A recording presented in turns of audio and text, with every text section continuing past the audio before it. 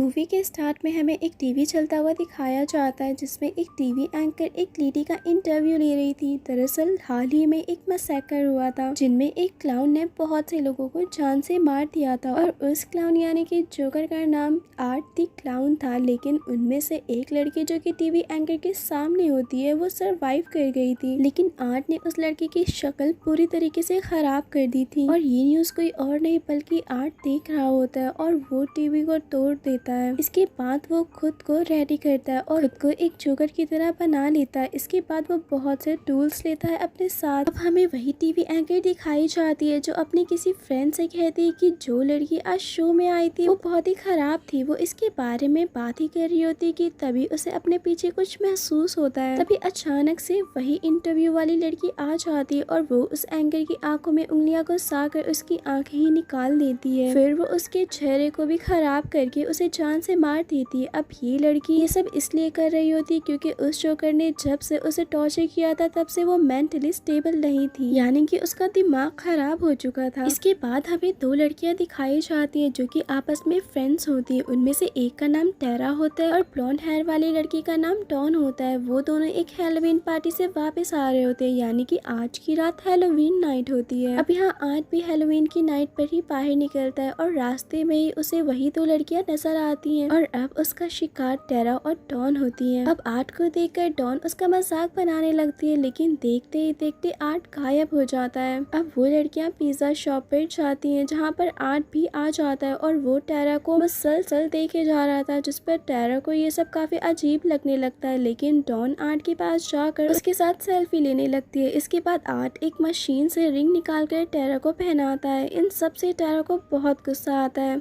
लेकिन उसकी friend don को इन सब से काफी मजा आ रहा था। अब आर्ट वॉशरूम में बहुत अजीब सी हरकतें करने लगता है, जिस पर शॉप का ओनर उसे उस जगह से बाहर निकाल देता है। कुछ देर बाद टेरा और डॉन भी वहां से बाहर आ जाते हैं। वो लोग जब अपनी कार के पास पहुंचते हैं तो देखते हैं कि उनकी कार का टायर पंचर होता है। तब टेरा अपनी सिस्टर जिसका नाम विक्टोरिया होता है उसे हेल्प के लिए कॉल करती है और वो उसे उस जगह पर आने का कहती है। इसके बाद टेरा अपने फ्रेंड को कहती है मुझे वो जोकर काफी अजीब लग रहा था और क्या पता उसी ने ही टायर को पंचर किया हो। उधर आर्ट ने उस शॉप के ओनर को काफी ब्रूटल तरीके से मारकर उसके चेहरे पर आग लगा दी होती है। दूसरी तरफ टेरा को वॉशरूम जाना होता है, लेकिन यहाँ आसपास में कहीं भी वॉशरूम नहीं होता है। तभी उसकी नजर पास के एक बिल्डिंग पर जाती है जहाँ से एक गार्ड बाहर आता है। टेरा उसके पास जाकर उसे उस जगह का वॉशरूम यूज करने का कहती है, लेकिन वो गार्ड साफ इनकार कर देता है क्योंकि इस वजह से उसकी नौकरी खतरे में पड़ सकती थी। जिस पर टेरा उससे कहती है कि इतनी रात हो चुकी है, किसी को भी पता नहीं चलेगा कि आपका वॉशरूम इस्तेमाल किया गया है। अब काफी इंसिस्ट करने के बाद वो गार्ड टेरा को वॉशरूम यूज करने देता है। इधर डॉन को न्यूज से पता चलता है कि पिज्जा शॉप के ओनर का मर्डर हो चुका है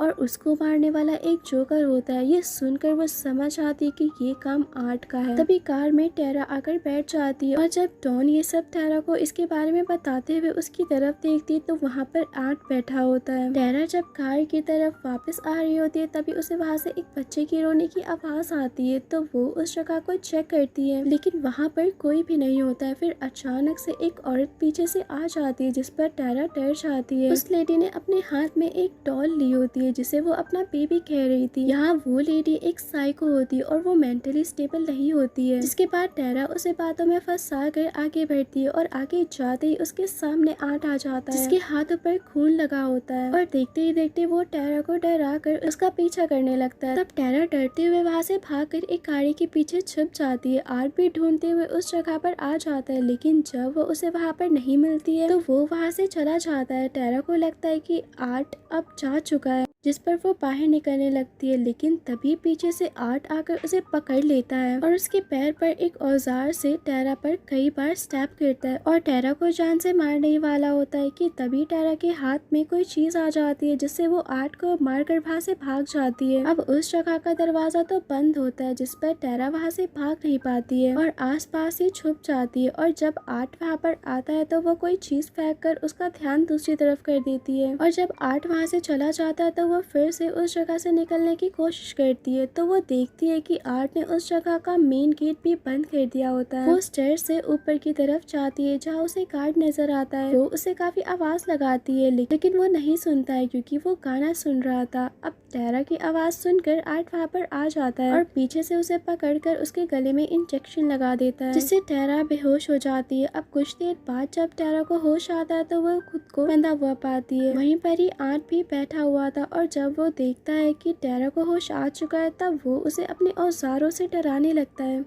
इसके बाद वो एक तेज धार चीज उसके सामने लाता है और पर्दा हटा देता है। उसने टेरा के दोस्त को उल्टा लटकाया होता है। इसके बाद वो एक आरी से डॉन का पेट ही काट कर 2 हिस्सों में बांट देता है। डॉन को ऐसा देखकर टेरा काफी डर जाती है लेकिन हिम्मत करके वो किसी तरह खुद को आजाद कर लेती है और वो उसी के हथियार से आर्ट पर हमला करके वहाँ से भाग जाती है। आर्ट भी उसके पीछे जाकर उसे ढूंढने लगता है लेकिन टेरा एक बार फिर से पीछे से आकर उस पर अटैक कर देती है और वो उसे काफी देर तक मारती है। अब क्योंकि टेरा यहाँ आर्ट पर भारी पड़ने लगती है तो वो गन निकाल लेता है और वो गन से शूट करके टेरा के पाँव पर मारता है और इसके बाद वो उसके चेहरे पर मारता है जिससे वो काफी जख्मी हो जाती है। और टेरा यहाँ हिल नहीं पा रही थी। साथ ही साथ गन में गोलियां भी खत्म हो चुकी थी, इसीलिए जब वो गोलियां लेने जाता है तो उसे वहाँ पर टेरा का मोबाइल मिलता है जिस पर टेरा की सिस्टर विक्टोरिया का मैसेज आया होता है कि मैं बिल्डिंग के बाहर हूँ। तब आर्ट टेरा बनकर उसे मैसेज करता है और पीछे के दरवाजे से उसे अंदर आने का कहता है और इसके बाद वो डॉन की डेड बॉडी के साथ पिक्चर्स क्लिक करता है। यहाँ डॉन की डेड बॉडी काफी बुरी हालत में होती है। इसके बाद वो टेरा के पास जाता है और उस पर भी लगातार गोलियां चलाकर उसे जान से मार देता है। यहाँ पर वो साइको लेडी खड़े होकर आर्ट को ऐसा करता हुआ देख रही थी। ये सब देखकर वो गार्ड के पास जाती है और उसे सब कुछ बताती है लेकिन वो उसकी बातों पर यकीन ही नहीं करता है। फिर वो गार्ड नीचे जाकर किसी को कॉल करता है लेकिन तभी आर्ट आ जाता है और वो उस पर हथौड़े से अटैक कर देता है। इधर वो साइको लेडी देखती है कि उसका बच्चा यानी कि वो डॉल उस जगह से गायब थी जिस पर वो परेशान हो जाती है। तभी उसे वहाँ पर आर्ट नजर आता है जिसके हाथ में वही डॉल होती है। वो उसके पास जाकर उसे कहती है कि क्या तुम में जरा भी इंसानियत नहीं है, तुम इस बच्चे को भी मार दोगे क्या? और इसके बाद वो आर्ट को गले लगा लेती है और आर्ट भी बिल्कुल ऐसे एक्टिंग करता है जैसे वो सच में बच्चा हो। तभी विक्टोरिया भी अंदर आ जाती है और वो टेरा को कॉल करती है। तभी उसे अंदर से कुछ आवाज आती है जिस पर वो अंदर जाती है जहाँ वो वहाँ का नजारा देखकर काफी ज्यादा डर जाती है क्योंकि वो वहाँ पर डॉन की कटी हुई डेड बॉडी देखती है। तभी विक्टोरिया को वहाँ पर एक लड़की की आवाज आती है और उसे लगता है कि वो टेरा है और जब वो चेक करने के लिए उस जगह पर जाती है तो वो वहाँ पर एक लेडी को देखती है जो कि काफी जख्मी हालत में होती है। तभी वो वहाँ पर उसी साइको लेडी को देखती है जो कि दूसरी तरफ पड़ी हुई थी और उसकी हालत भी काफी खराब होती है क्योंकि आर्ट ने उसके कई पार्ट्स को काट कर उसका काफी बुरा हाल कर दिया था। अब वो साइको लेडी तो उस तरफ ही थी। तो सवाल यहाँ ये आता है कि जो विक्टोरिया के पास जख्मी औरत होती है वो भला कौन थी? यहाँ वो लेडी कोई और नहीं बल्कि आर्ट होता है जो विक्टोरिया को फंसाने के लिए लेडी के गेटअप में होता है। वो विक्टोरिया पर भी अटैक कर देता है लेकिन विक्टोरिया किसी तरह वहाँ से भाग जाती है और भागकर वो कबर्ड में छुप जाती है। तभी आर्ट भी वहाँ पर आ जाता है और यहाँ आर्ट को पता चल जाता है कि विक्टोरिया कपट में छुपी है। लेकिन जब वो उसे मारने जाता है तभी उसे कुछ आवाजें आती है जिस पर वो चेक करने के लिए चला जाता है। अब बाहर गार्ड का फ्रेंड आया होता है जिसे आर्ट ने हथौड़े से मार दिया था। इसके बाद वो उस जगह के कीज लेकर अंदर जाता है। वहाँ पर उसे खून के स्टेन्स नजर आते हैं। इससे पहले वो कुछ सोच और समझ पाता कि तभी पीछे से आर्ट आकर उसके सिर में एक नुकीली चीज आर पार कर देता है और इसके बाद वो एक चाकू से उसका गला ही काट देता है और ये सीन काफी डिस्टर्बिंग होता है। विक्टोरिया उस जगह से निकलने की कोशिश करती है लेकिन इसका कोई भी फायदा नहीं होता है। वो उस जगह पर आर्ट को देखती है जो एक छोटे बच्चे की साइकिल चला रहा होता है लेकिन देखते ही देखते वो उस जगह से गायब हो जाता है और वो साइकिल वहीं पर गिर जाती है। विक्टोरिया वहाँ से भागने की कोशिश करती है लेकिन पीछे से आर्ट आकर उसे पकड़ लेता है। आर्ट उसका दम घोटकर उसे मारने ही वाला होता है लेकिन विक्टोरिया किसी तरह बच जाती है। फिर वो एक नुकीली चीज उठाकर आर्ट के पैर पर मारती है और वहाँ से भाग जाती है और वो भागते भागते टेरा के पास पहुंच जाती है और उसको इस हालत में देखकर वो रोने लगती है। विक्टोरिया अभी अपनी बहन के पास होती है कि तभी वहाँ पर आर्ट आकर उस पर अटैक कर देता है और बार बार उसे मारता है लेकिन तभी पीछे से गार्ड आकर आर्ट को मारकर बेहोश कर देता है क्योंकि गार्ड अभी भी जिंदा था। वो विक्टोरिया को लेकर एक रूम में आता है और पुलिस को कॉल करके सारे वाकये के बारे में बताता है।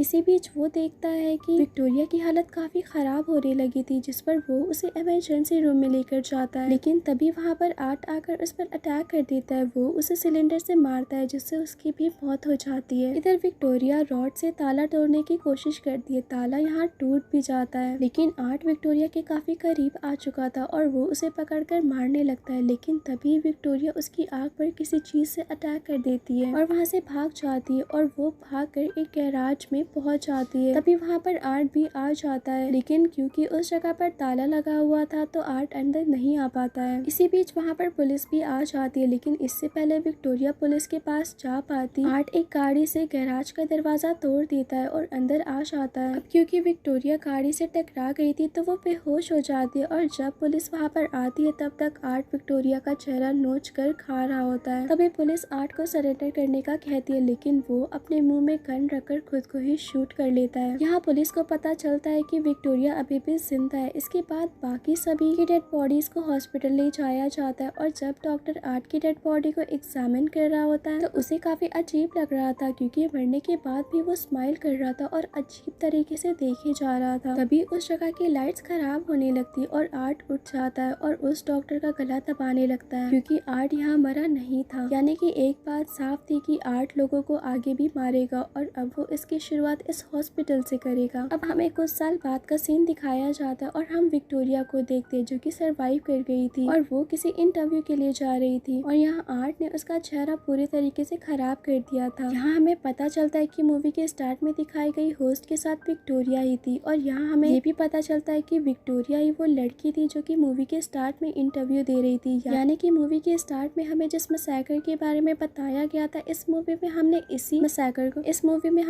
मैसेकर को देखा और जो कुछ भी दिखाया गया था वो सब इसी इंसिडेंट के बाद का सीन था। और इसी के साथ ये मूवी एंड हो जाती है। Thank you for watching, also do subscribe to my channel.